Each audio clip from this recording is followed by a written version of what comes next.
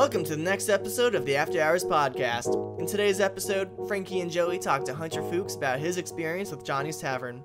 If you're trying to go pro in a national Pong league, you're definitely going to want to go to one of Johnny Tavern's Pong tournaments. You can hear all about that in this episode, so sit back, get comfortable, and grab a cold one with the boys for another After Hours interview. How you doing, Johnny? I'm doing great. Another beautiful day here on the Eastern Shore.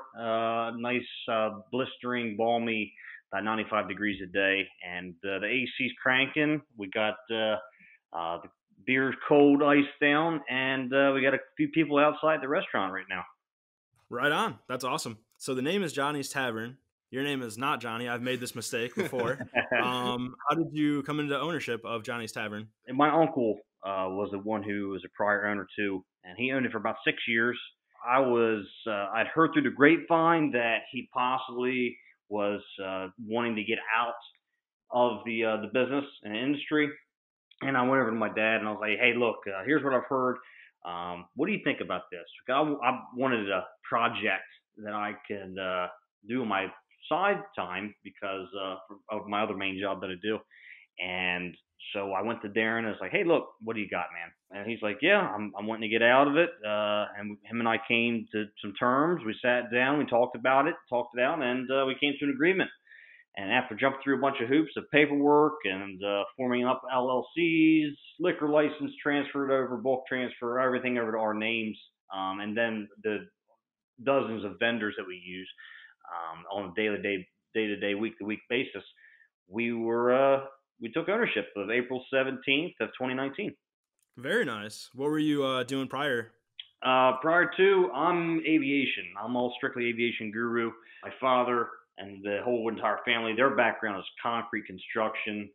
So as I was younger growing up, I was in the concrete construction industry, but also had my love for aviation as well. So I kind of chose to work smarter, not harder kind of theory. And I wanted to use my brain versus tear my body up in the pulling concrete around. So did the aviation route. And so I'm buzzing around the skies when I'm not there at the restaurant. That's awesome, Hunter. So what exactly did you do in the aviation industry? I fly I'm a captain of a Lear 45. I'm fly for a private corporation based up in Philadelphia area. We basically just fly the owners, the executives of the company, to different meetings, the family members. We do charter on the side. So basically charter's like a Uber airplane. So we'll go somewhere, pick someone up, and take them to point B, wherever they want to go. And we do it safely and efficiently as best we can. Right on. That's very interesting. Do you think that'll be Uber's new rollout, is a little aviation action, or what? They've tried, actually. Uber tried to get into the aviation thing and do the whole Uber airplane, since they're pretty much have their hands in everything else that they do. As far as travel and trucking, and I mean, you got boats and stuff for Uber. I mean, travel, but it's great. But no, I don't think Uber's going to get into aviation as much because it's kind of more dominated now by the private charter companies. I mean, there are multiple charter companies all over the place. So if Uber is something that big to tap into an aviation industry, they would really have to jump through and undercut a lot of people that are out there trying to make it. So there's too many private corporations that will dominate Uber, I believe. Right. Well said. When did you take ownership of the bar? And you're relatively new. What are some unforeseen struggles that you didn't think would be a problem?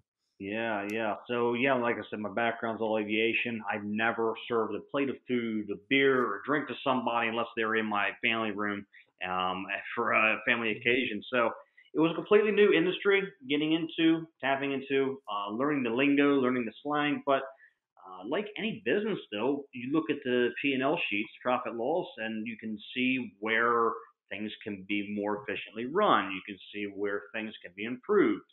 Where can I cut costs? That was my main thing going into this is where can I cut costs back to not be cheap, but to get a good deal? Since there is two differences there. You don't want to be cheap with things because people are going to notice you're cheap. You want to get a good deal and stuff. So, for example, electric bill, I cut that down in half just by signing a contract with a third-party energy company at a fixed rate. I've looked around for different distributors for the local seafood or meat or produce, just things like that, just to see, hey, am I getting the best deal out there?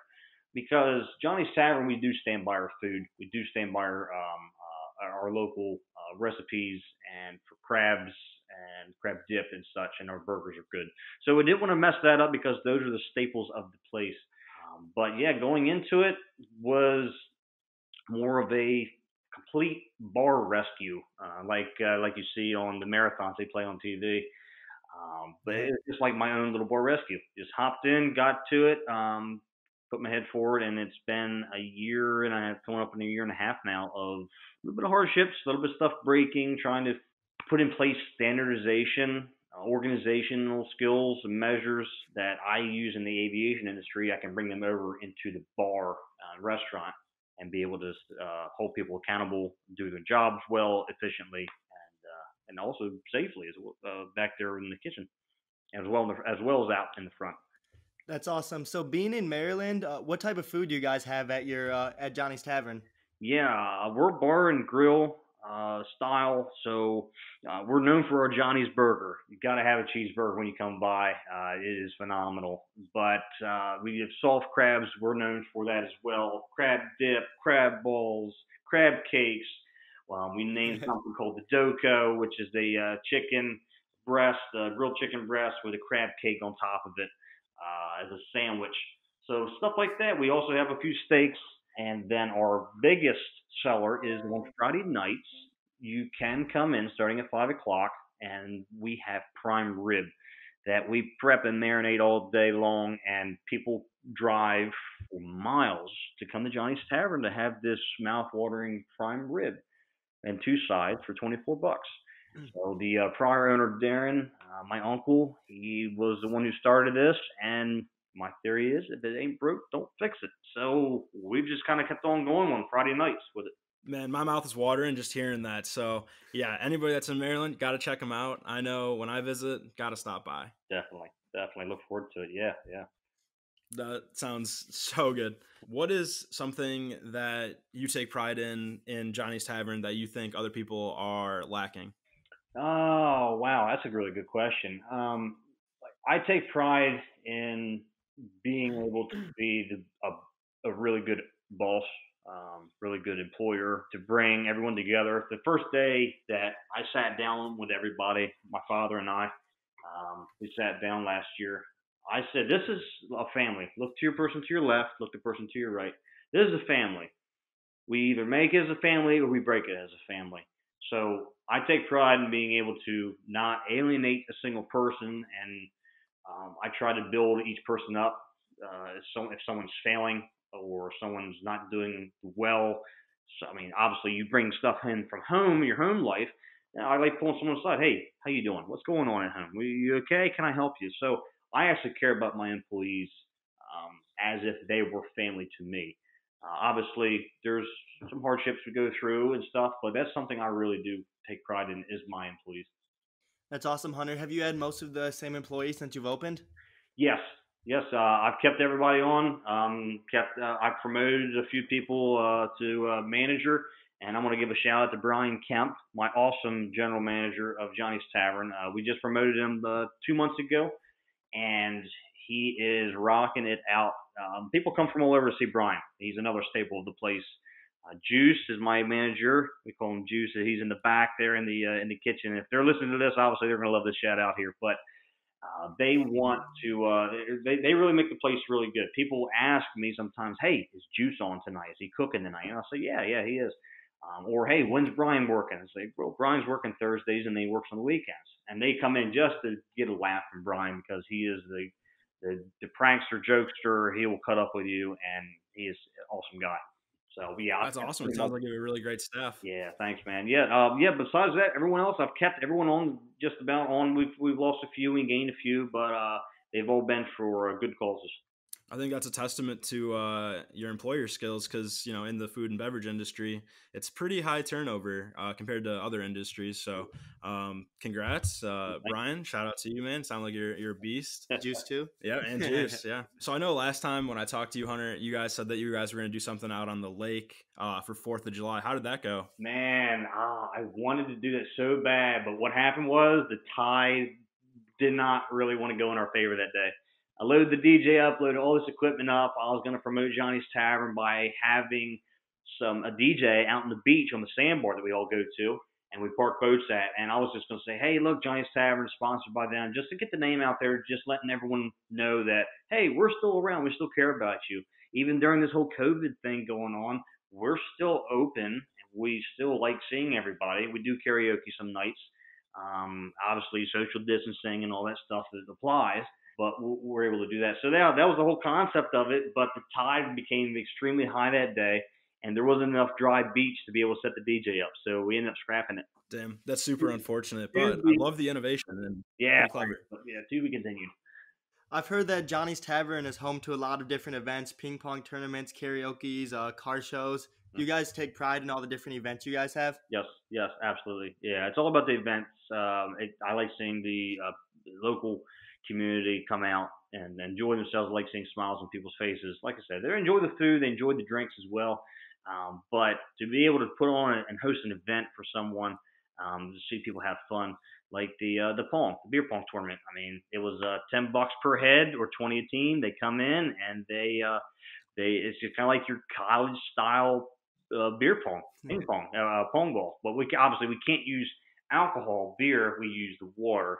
But at the end of the tournament, then whoever wins it takes the pot from the entry fee. So the best thing is they can have a few drinks, they can have something to eat since they're there. Then we benefit off it. They have fun. They benefit off it. They can win some money.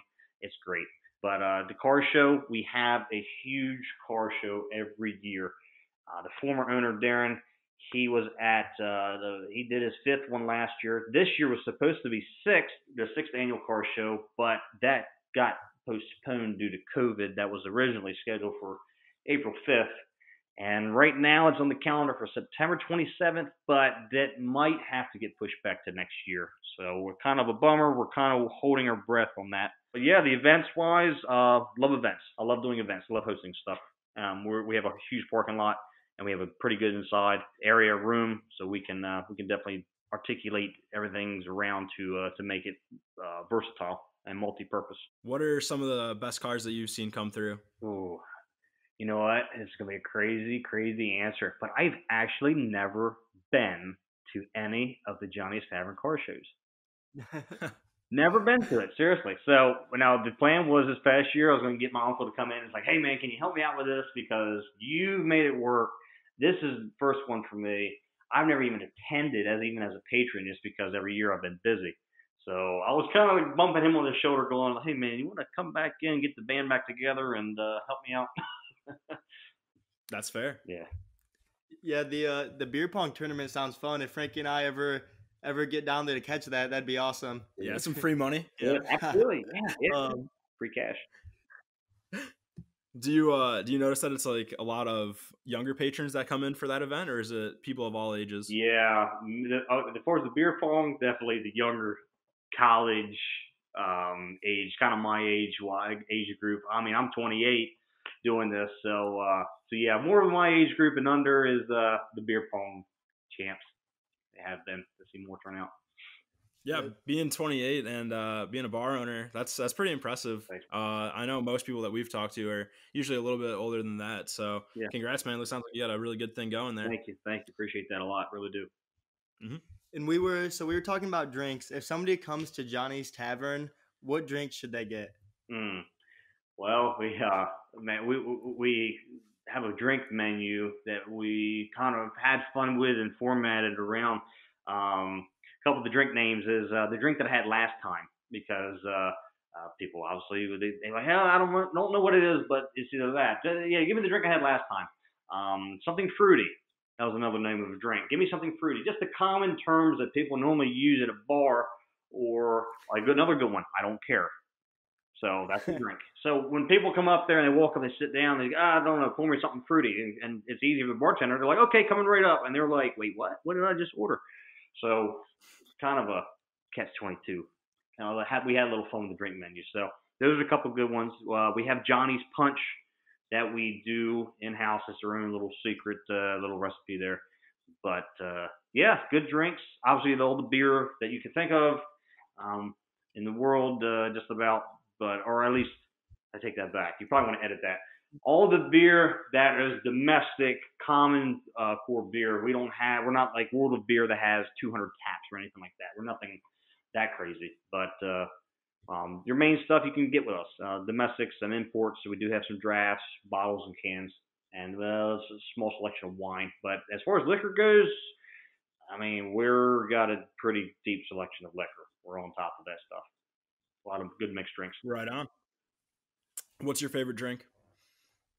Mine, I'm very common. I'll either do a Michelob Ultra in the 10-ounce can if I want to chill out for the night, or if I want to turn it up a notch, I will personally do a Grey Goose and Sprite and just call it a night. I don't get all crazy myself, and I don't get into it that deep with it. So I'm pretty plain Jane. Hey, nothing wrong with that. Can't go wrong with Grey Goose and some Sprite. So. No. What about you guys? What's your drinks? I like dark spirits. I usually just go with like Jack and Coke or like Crown on the Rocks or something. I don't know. Yeah, for me it's probably Crown and Coke if I'm going liquor, and if I'm going beer, Corona. Nice. Okay. Right on. Good stuff. And yeah, if I had to pick a beer, I'm probably gonna go Budweiser. Okay. Yeah. You know what? I just started drinking a Budweiser the other day. I had a couple. It's actually more of a sweeter beer in a way. I'm actually might be converting over pretty soon to Budweiser. So That's awesome. So what's like the common drink in the East Coast area? Is there anything like specific to the East Coast? I know for at least Johnny's, we sell more Michelob Ultra and Bud Light than I'd say 3/4 of the bars combined around here. I mean, we really get rid of some beer. We go through a lot of Michelob Ultra and Bud Lights. It's insane for us being a little bar in the middle of East Newmarket, in the middle of the county. That it's crazy what we go through. And my beer distributor told me that as well, coming from him. I was like, "You're kidding me." It's like, nope, you all sell the hell out of some Michelob Ultra and some Bud Light. So that's kind of like the thing around here. Everyone just kind of sticks with that general stuff. As far as the East Coast drink, yeah, man, you got me there. I mean, everyone's a little bit different. They got different stuff.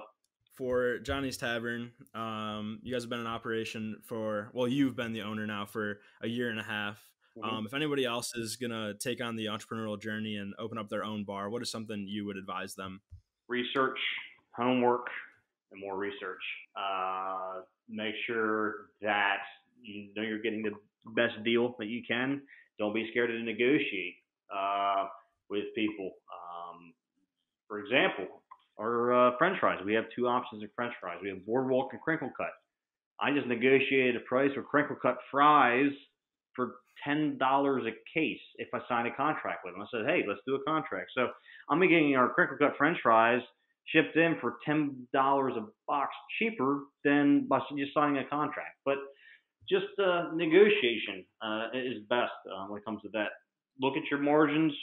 Make sure that you're actually making profit on the food that you sell. Look at what your cooks are doing. How efficient are they back there when they're cooking the food, when they're prepping it? How much is it going to waste? How much is you actually using? Can you use the same item in 3 different dishes? Try to make it so when you're making up the menu, try to make something more versatile so you don't have all these different items sitting in your walk-in cooler or your freezer. That makes it harder for the cooks to get certain items.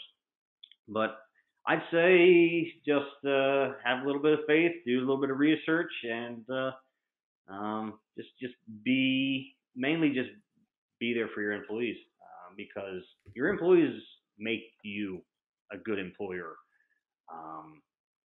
As far as that goes, the employees make your business.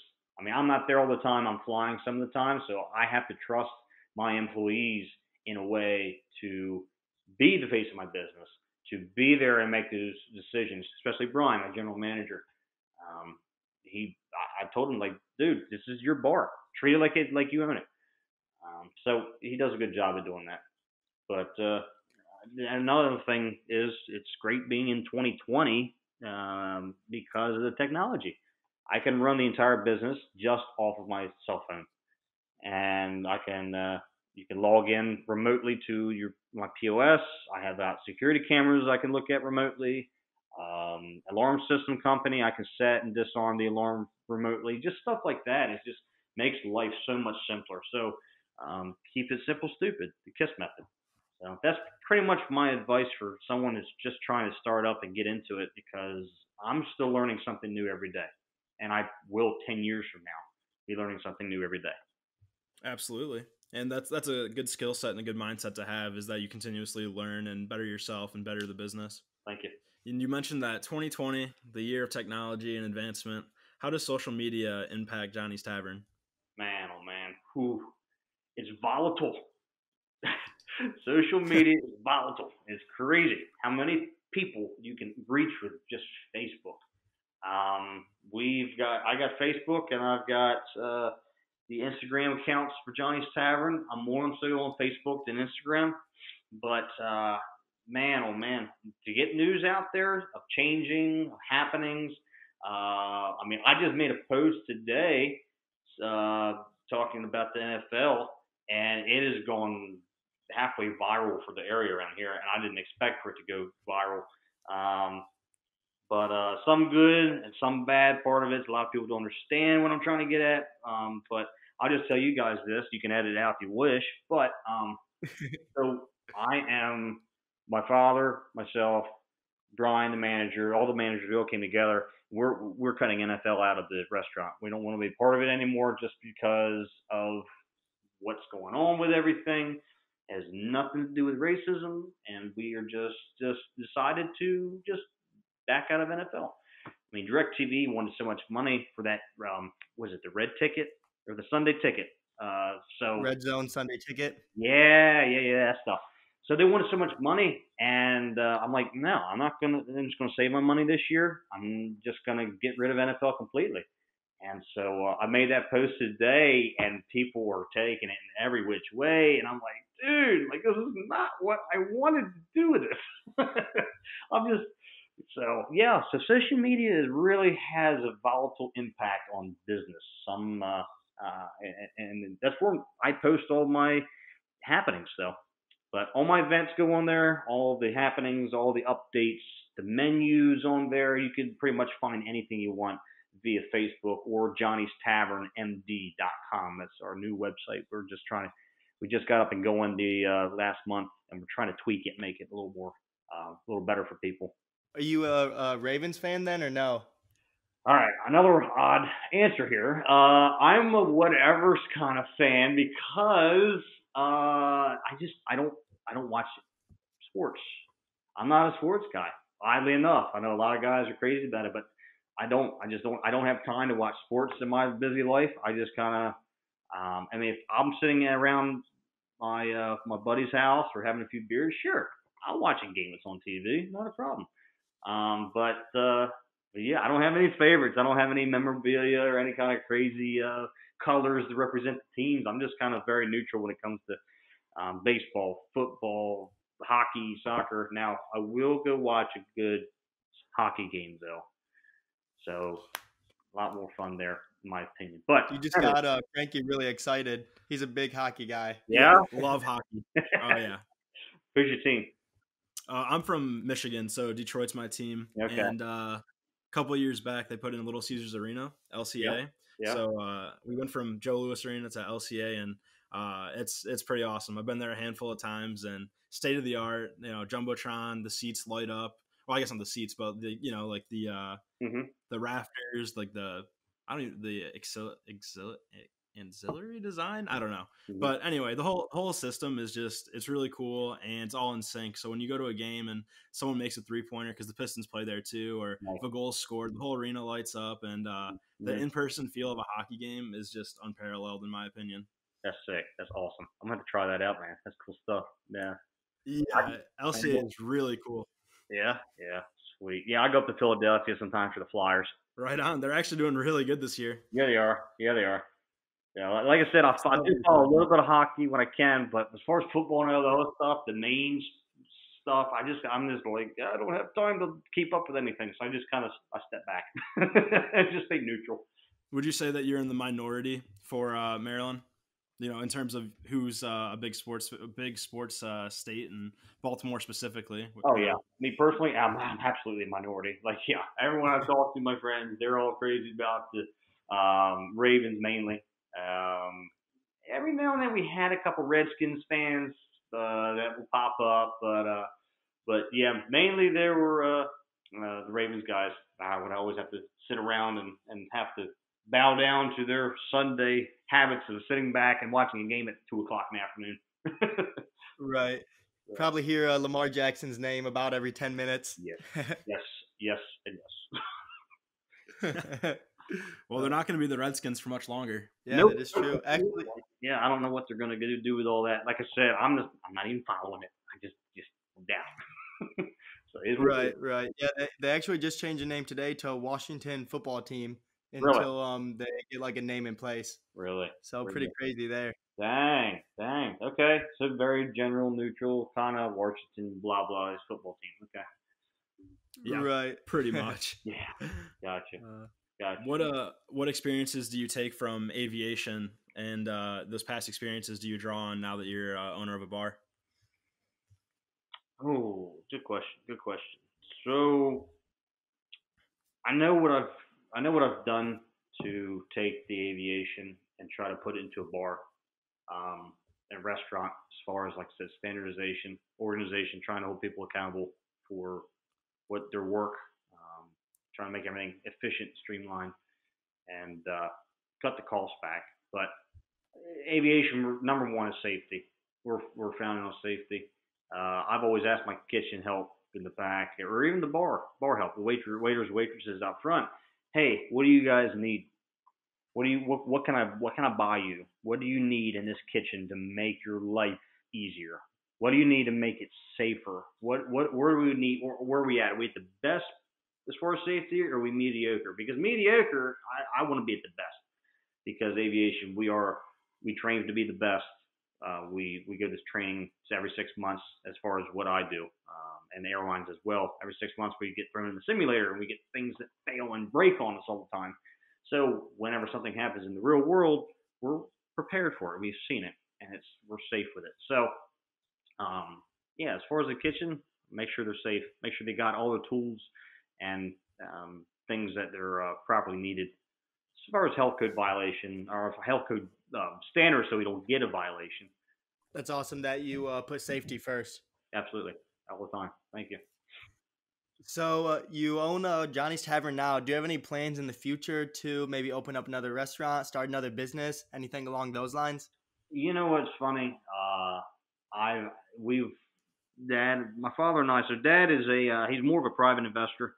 He'll come in, have a beer, have a couple plates of food, and he'll be in the shadows, and it's someone who I can lean on as far as the business, and try to get experience from and lessons from. But I'm pretty much calling the shots at Johny's, and I'm pretty soon enough got my plate full. So I'm probably going to be sticking with Johny's until I'm ready to sell it or do something else with it. But and then I'll go to another job or another buy a business or do something of that nature next. But yeah, I don't think anytime soon anything's going to happen. We still got another couple months to go, get us out of this, away from COVID as best we can, so we can actually be a 100% running restaurant again.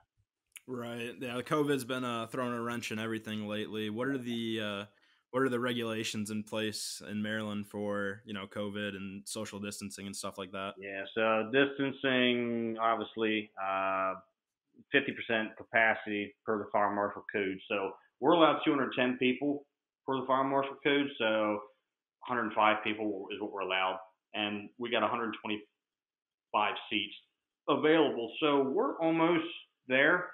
As far as if we had a packed house, but We got a couple booths. We have to go every other booth, stuff like that. But I did elect to take chairs and set them up at the bar area. And the bar is a rectangle, it's a big rectangle. And so I put 2 and then 6 feet, and then 2 and 6 feet and 2. Just because if you're going to be rolling up there with your husband, wife, boyfriend, girlfriend, whatever, a date, then you want to sit together. You want to sit 6 feet away. And if you have more people come in, we throw a bunch of seats together. They can sit together at the bar. So, yeah, that's pretty much what's going on over here. So, that's pretty right in line with how we are in Ohio. Mm-hmm. I know there's some regulations where it's like you can't have a party more than 8 people, I believe. It's 6 or 8 and stuff like that. Yeah. I think it's 10 here still. Don't hold me to that, but I think it's no gatherings or no social gatherings more than 10 people, stuff like that. No events. Yeah, they've actually started putting more restrictions on again, starting as of today, actually, at 6 p.m. Anywhere you go, no matter where you're at, if you're outside, you're supposed to be wearing a mask. Even outside? Yeah, I forgot. Yeah, I mean, if you're walking down your block, I'm sure you're fine. But anywhere in urban area, you have to wear a mask. Gotcha. Yeah. I did forget about the mask thing. Yeah, up here it's in Maryland, it's masks. You have to wear a mask to enter the building in a restaurant, and then once you sit down, you can take it back off. Which, I mean, and then obviously the servers would have to wear the mask at all times. But I'm personally, it's just my personal opinion, I'm not for the mask just because I haven't seen enough data that shows where it's actually working, as what they say. I've seen a lot of conflicting information. Not saying it does work or doesn't. Obviously, it's a controversial subject. But I've told my kitchen staff as well. I was like, guys, look, you guys, if you start feeling dizzy, walk outside, take a breather. I don't want anybody being hurt. And then I know another thing I want to make note of, since this podcast is going out to everyone in the U.S., all over the place, that check with your workers' compensation on your insurance. I know I did, and my workers' comp, basically, I asked them if we're covered under workers' comp if an employee happens to pass out due to having a mask on or something like that because of a mandated executive order. So check with your workers' comp. Everyone's different, so just want to seek out all those different areas. So I did reach out to mine, and it's been they basically told me, hey, yeah, we don't really know. I'm kind of in a gray area there. I'm still researching best I can, but yeah. So but yeah, the masks I got to come on to walk to a table and then take them back off, and then obviously Walmart, any public area store like that, you have to have them on. From this conversation, just from what we've been talking about, looking at executive orders, research, how to cut costs, and the fact that you are still in aviation, but that's like your background. Your attention to detail seems immaculate because you're thinking of stuff ahead of time and you're paying close attention to it. How does somebody improve that attention to detail? That's something that I've been personally trying to work on. It's the way I'm wired. So for example, even before you start an airplane up, you do a pre-flight.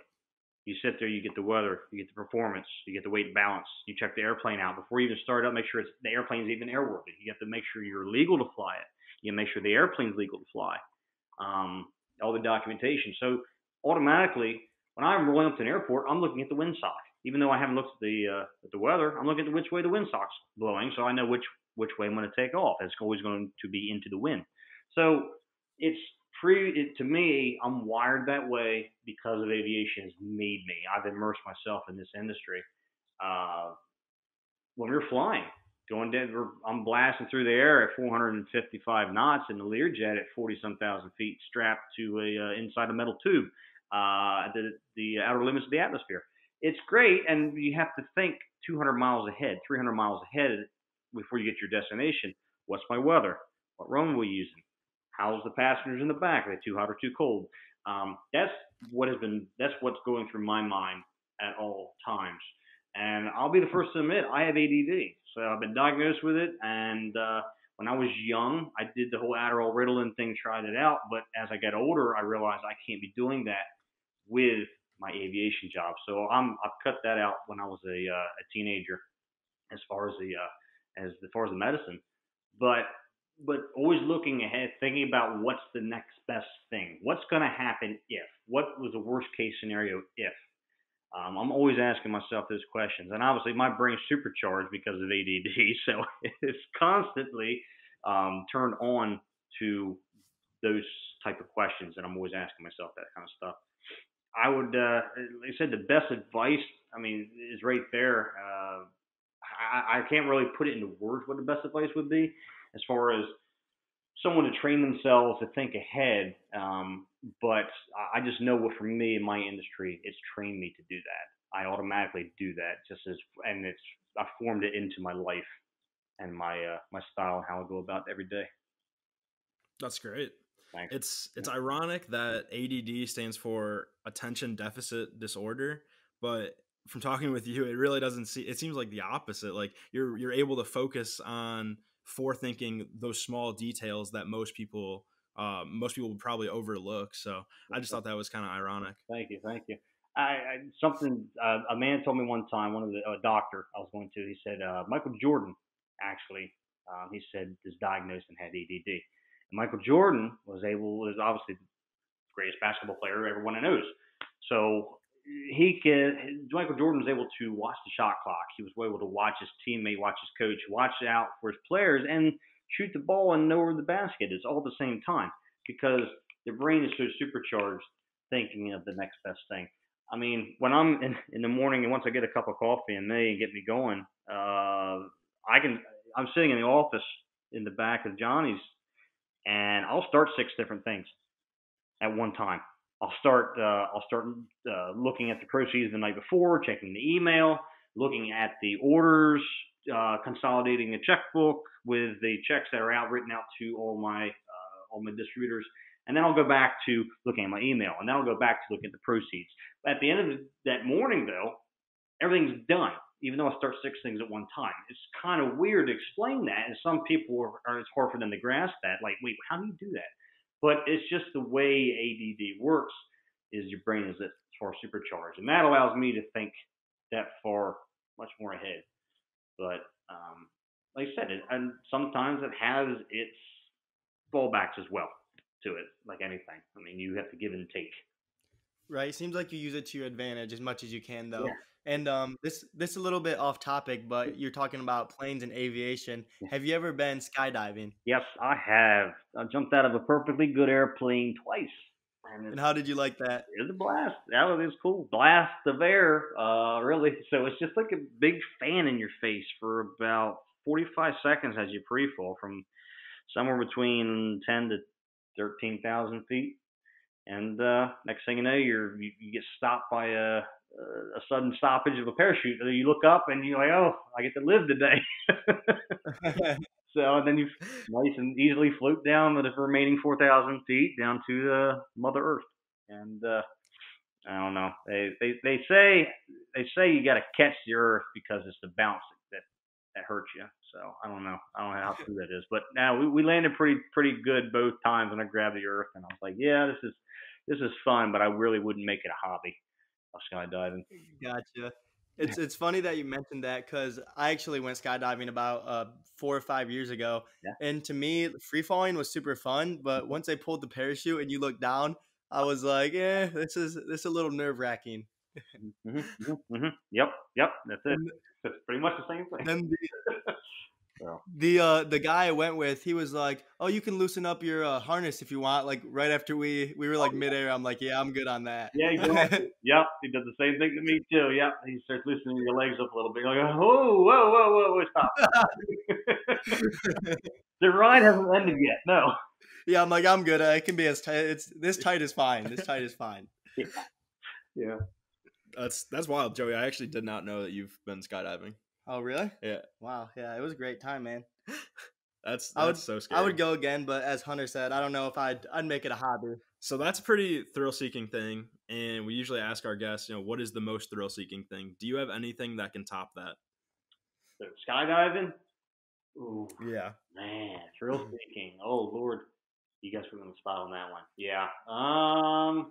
I'm not much of a risk taker as far as that because I do value my job and my life, and I've never had a broken bone. That's a kind of a random fact that no one knows about me, but never had a broken bone in my life.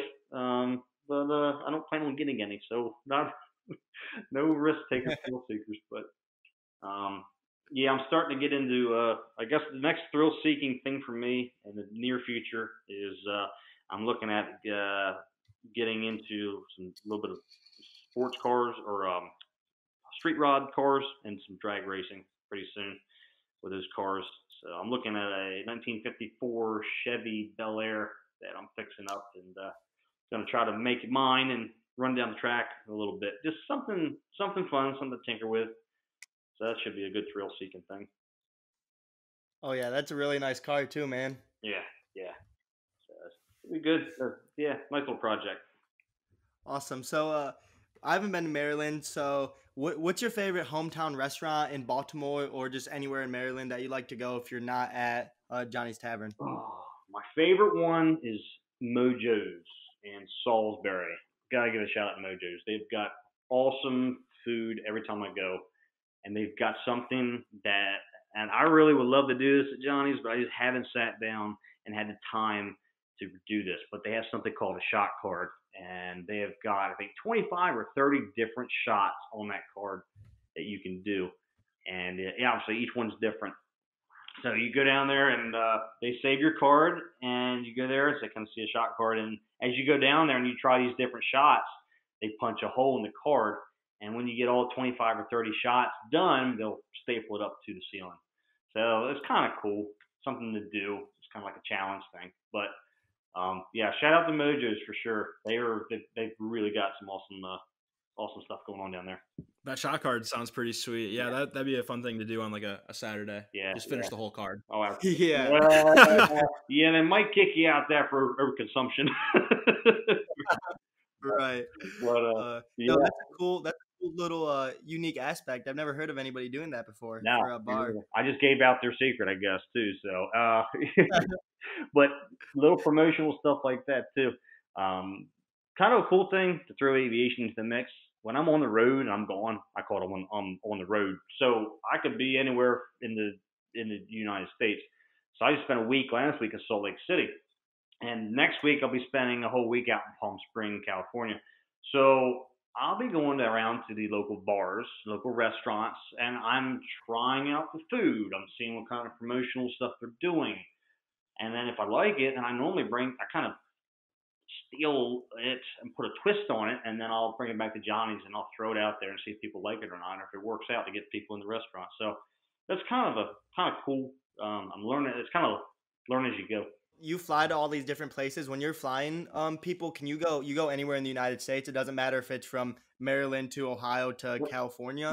Yeah. We normally burn up and down the East Coast. We'll go down to Florida, South Florida, and then we'll come back up towards the Philly area. Every now and then we'll hit up Northeast, up to Boston, and then a couple times a year we'll go out to Salt Lake or out there to California and whatnot. But we mostly do the private stuff. The charter flying is a different kind of type aviation I did do previously, but you really never know where you're going to end up for charter. I could start my morning in Maryland, and then I could have my evening. I'll be sleeping up in Ohio somewhere, and then wake up the next morning and go and spend the night up in Colorado and Texas and the next night. So you just never know where charter life really is going to take you, and you're going to end up. So what I do normally is I just try to find TripAdvisor.com, find the top 10 restaurants, and I'll try to pick a bar, grill, something like that, something that looks like Johnny's, and I'll just kind of go and visit and see what the service is like, and I'll drop a review or something like that too. That's awesome. So if you're going to all these different places, what type of plane or planes do you have, and are they able to make it in one trip, or do you generally have to stop to gas up? Yeah, well, it all depends. Lear 45, we can normally make it from Delaware. We definitely do Florida. We can go anywhere up to Maine. But going westbound, we can make it to Lincoln, Nebraska, and get fuel refuel there to make it out to Salt Lake City. If you're going to California, we got to make 2 fuel stops. It's just like we're the mid-sized jet, 8 passengers comfortably. The 9th one is a belted toilet seat, so it's legal, but I don't encourage that toilet seat to be the 9th guy to be sitting on it. So we try to have fun with the job, and we do it obviously safe as possible. But yeah, with Lear 45 is a Bombardier product. They did really well with it. So, where's one place that you've been that you think is pretty underrated? In so many places, man, it's just hard to pull one out of the hat.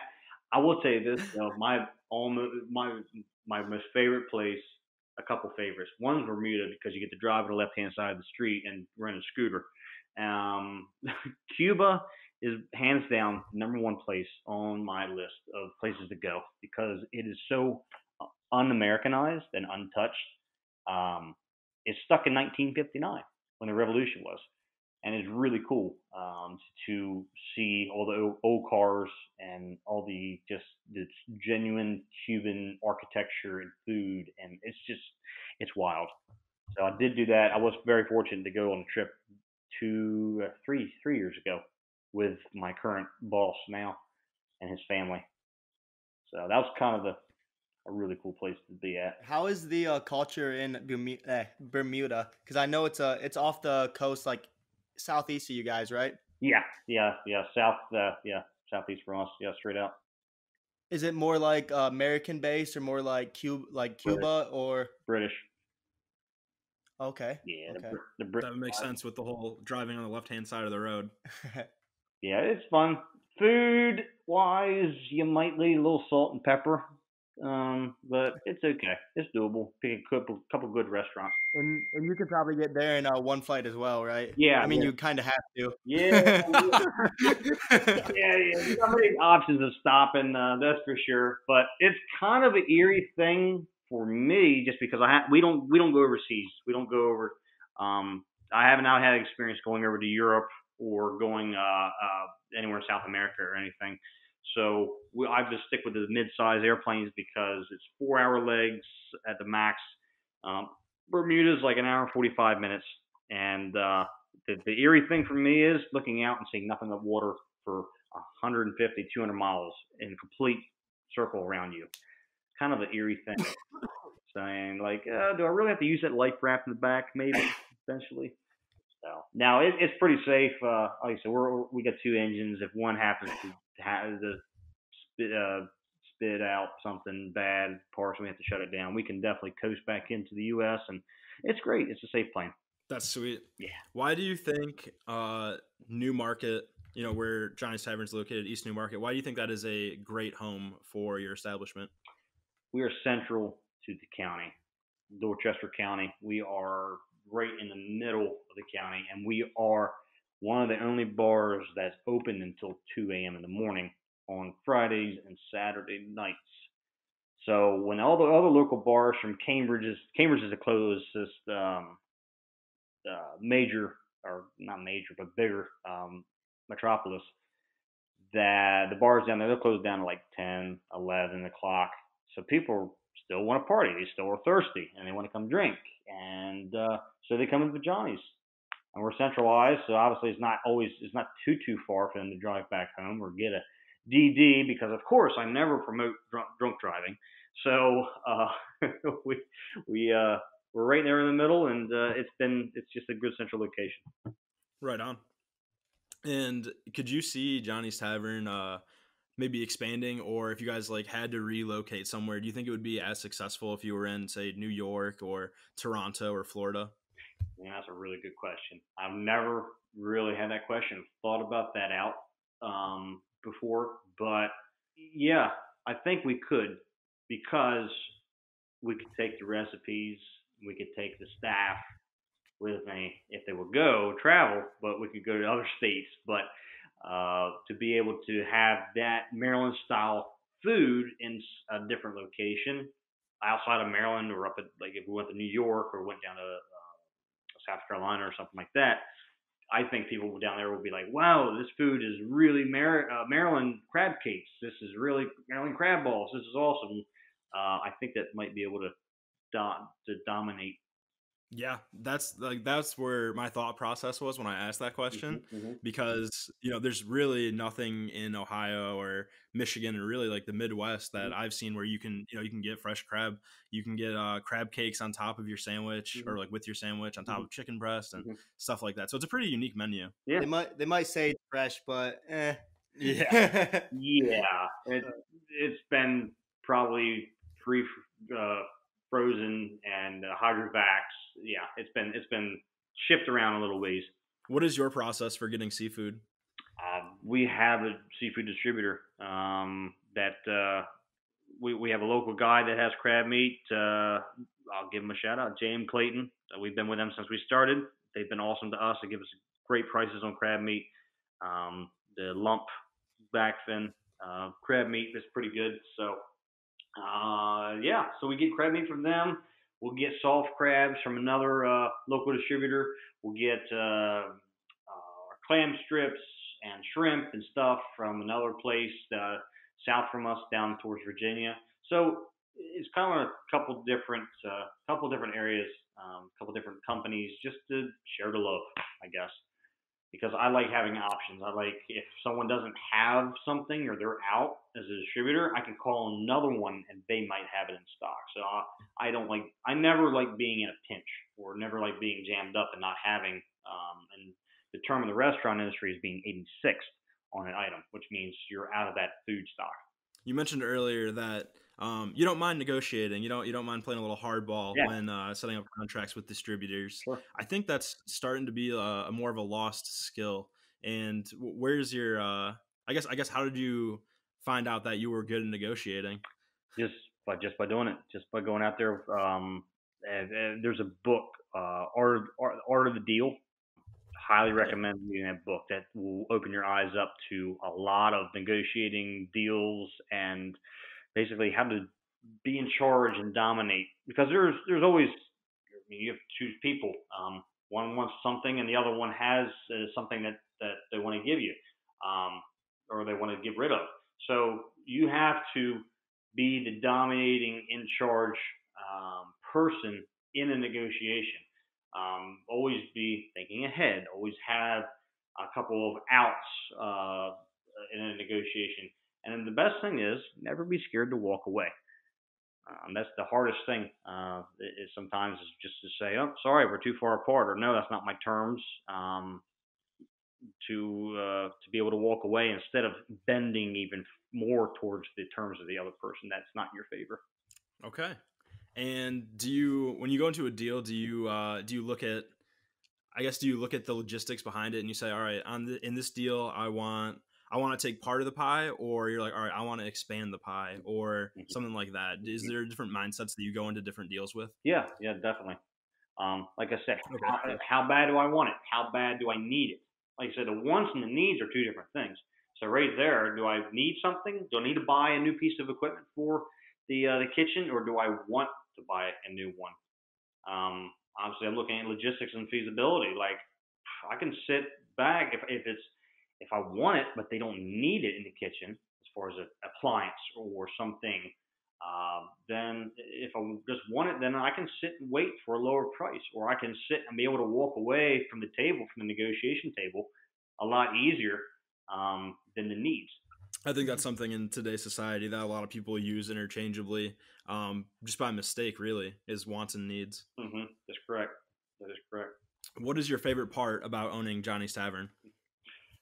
Oh, man. I try to be honest with you. What I try to do is I try to blend in as best as possible. It's hard to, because I live on the peninsula and everyone now knows me and knows us as far as the owners of Johnny's. But when I'm in there, I try to blend in as a young kid that doesn't know anything. I just try to sit back and see what happens and let the place run itself. But I like being able to be the employer. I like people being able to look up to me and me being a leader to them instead of just being a follower and doing something else and going along with whatever I'm saying. But that's the main thing for me. I enjoy being a leader and trying to set a good example for my employees, for my patrons, for others that the first time visitors to Johnny's. I want them to have a good experience in there for the first time, so they come back for the second and third and fourth, and they tell their friends and family about it. And so yeah, so I like leading the way. That's the best part of having ownership of a restaurant. Yeah, you said sitting back and blending in, and then just watching the operations, in place just take fold. That reminds me of when you're in elementary school or high school, when the principal comes in to review the class, and the teacher's always like, "All right, everyone, be on your best behavior. I'm about to get graded by my superior." Yeah. Exactly. Yep. Good analogy. So on the flip side of that, so you love being a leader, and you sound like you're a great employer, take care of your staff and every patron that walks in. What is the most challenging part, or your least favorite part? Being able to train a human being to getting rid of their bad habits sometimes. For example, like if we get a prep person or a cook coming in, I mean, I've hired a couple cooks since then, just expanding cooks. I've hired one or two, and being able to change a human nature, a human habit from what they formed at the other place of something for something better for us. Say they're doing it wrong, or say they're doing it not efficiently or inconsistently at their former place of employment, to be able to change a human being and their habit to what we need them to do. I mean, you can show a person all day long, but being able to get the correlation of learning across, it's kind of the toughest thing. Being able to call the shots when you're not around. That's kind of a challenging thing too. Like I said, I can run everything on the phone, and Brian, he's my general manager. I'll let him make most of the decisions, but more of the executive decisions, and as far as logistics and expenses and stuff, I have to make those. So when I'm away on the road, it's tough to sometimes be able to have all the tools in my tool bag with me on the road to be able to make a good, smart decision for the company. Right, that's fair. That's just one of those things that technology it hasn't caught up yet, right? Where you can do you can make all the logistical decisions on your phone or from your laptop, but you don't have that human interaction. You don't have that atmosphere when making the decisions. You're not there physically, correct? Yeah, I mean, it'll get to the point one day, I think, where that'll be resolved somehow. I don't know how, but it'll get there. Yeah. You've been in the industry for a little while now. What would you say is the best piece of advice that you were given? I kind of followed in suit, man. I'll be honest with you. I just kind of followed in suit and trying to just do the best I can to please everybody else. So yeah, there's no saying to really go along with that. There's I don't know. It's just kind of the instinct. Kind of, you just gotta feel people out. You got to be able to I don't know, just kind of make it happen. Right. I mean, yeah. I mean, the best way to learn is by doing it, right? Yeah. So, yeah. Exactly. I mean, that's fine. So this little off-topic question, but has there been any ghost stories, or do you have any ghost stories about Johnny's Tavern? No, I don't. I told you it's boring, man. It's pretty. No, it's not boring. But no, there's no ghost stories of Johnny's Tavern. I've heard the history of the place. I've heard where the bar was relocated. A family used to live where the kitchen is now. Used to be the living quarters, and the front of the restaurant was the bar itself. So I've heard all these different changes throughout the years of what this place has formed into. And mind you, next year is our 50th anniversary since Johnny started back in 1971. So that's kind of cool, kind of gearing up for that.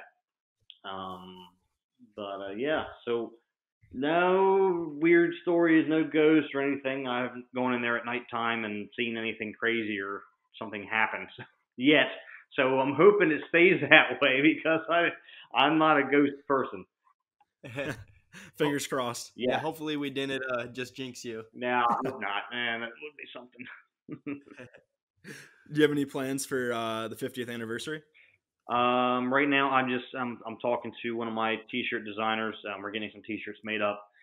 something kind of cool, something different. But we're gonna, like I said, next year, God willing, we have the car show. We're able to do the 50th anniversary all next year. Being able to do a couple parties, a couple customer appreciations and stuff like that. So nothing really solid. Just kind of shooting, spitballing ideas, and accepting spitball ideas from other people. So we'll see. What sticks on the wall. For sure. Do you have a hangover recipe? Greasy food. Greasy food. No, it's not really. A lot of water and some greasy food, and normally that just gets me going the next morning. But yeah, no, I can't help you much there unless you have one you want to give me. So help me out. That's about what I do too. Water and a burger from somewhere. Yep, exactly. Okay, we're on the same page then. Probably some Pedialyte. That's the only other thing I would add in there. Yeah, I've heard. Yeah, Pedialyte, get the electrolytes back. Mm-hmm. Cool. All right, well, we're gonna start winding it down here. So my last question to you is, how much time do you spend at Johny's Tavern? Obviously, you work a lot and you travel, but on a given week, what would you say? How long do you spend there? With the aviation job and the Lear 45, I have no set schedule. So I'm not on call every day, but I normally know I have trips coming up with a couple, 3 or 4 days in advance at the earliest. So I can somewhat plan a life. As far as Johnny's, I'm in there every day, except right now, Mondays and Tuesdays we're closed. I normally hop in on Monday. I'll update computers and POS systems. Tuesdays, I am starting to make it mandatory that my kitchen staff comes in and cleans and just to try to do any kind of repairs necessary. I'd say, like I said, I'm in there every day that I'm home in the mornings before you open, just to get everything ready, make sure everything's in order, in line. Man, I'll be honest with you, probably about 15 hours a week, just as far as work. And then obviously I'll come by there, I'll grab lunch there sometimes, or I'll go to another local restaurant and I'll patronize them and kind of see what they're up to. But I'd say somewhere between 15 to 20 hours a week, maybe. Nice. So as we wrap up, do you have any questions for us? No, you guys have been great. It's been awesome. Yeah, so hold on. Yeah, actually, I do have the question. How did you, and I think I asked one of you guys before, but I think I asked Frank, but how did you find Johny's Tavern? So Johny's Tavern, I was looking through some of like the top bars in each state, because obviously COVID, we can no longer visit them in person. So we've been starting to do remote podcasts digitally, and I was just looking up like just some of the top bars in each state, and I came across Johny's Tavern. Cool, awesome. That's really cool. Good stuff. Well, yeah. So that, yeah. And by the time this is all over, we have a pretty long road trip ahead of us, from Toronto to Montreal to all around Michigan, Ohio, and Maryland, San Francisco. So Maryland, yeah. We're eventually going to make it out to every place we've had a podcast with here in the next year or two. Yeah, yep. That's awesome. That's awesome. I can't wait till you guys come to Eastern Shore. I'll be sure to show you a good time. If you time it just right, definitely come during the summertime or spring or fall. Don't let it get too cold, because things around here tend to shut down, and there's not too much to do when it gets cold around here. So, do you guys get a lot of snow being so close to the ocean? It depends. In the recent 5 years, there's been a decline of snow. Probably on average, we'll get about 5 inches a year, 4 inches. This past 2 winters were actually really mild. We had like a dusting this past year, so it was nice, because I don't mind the cold, but when it's that white stuff starts falling from the sky, it just becomes miserable. So, at least around here, I like to play in the white stuff out there in Colorado. I'll take a snowmobile, go up in the mountains, and have some fun with some friends, and try to find the deepest, nastiest places you can find the snow and have some fun in it. But as far as home, getting around is kind of a pain. So understandable. Yeah, we have a few snowmobiles as well, so I love snowmobiling. Dude, it's awesome stuff. Absolutely. Are you native to Maryland? Yes. Okay, cool. Yeah, I've never been to Maryland, so you're gonna have to show me the ropes there. Absolutely. Look forward to it now. I will, definitely. Definitely will.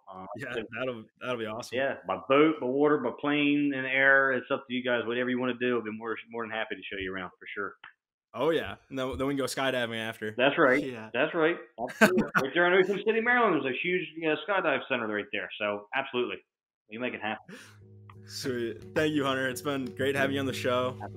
Can't wait to come see you. Yeah. Where can people find you on social media and your website? Yes, in social media, you've got Johnny's Tavern in East New Market, Maryland. As far as Facebook, Instagram is at Johnny's Tavern MD. And same thing with our website, johnnystavernmd.com. And go ahead and, like I said, give us a like, give us a review if you visited the place. And I look forward to seeing new faces in there. Awesome. Thank you, Johnny. It's been a pleasure. Absolutely. All right, After Hours Nation, we hope you enjoyed today's episode. If you'd like to stay updated, you can check out our site at afterhourscast.com. Don't forget to tune in next Tuesday morning for our next episode. After Hours Nation, stay thirsty, my friends.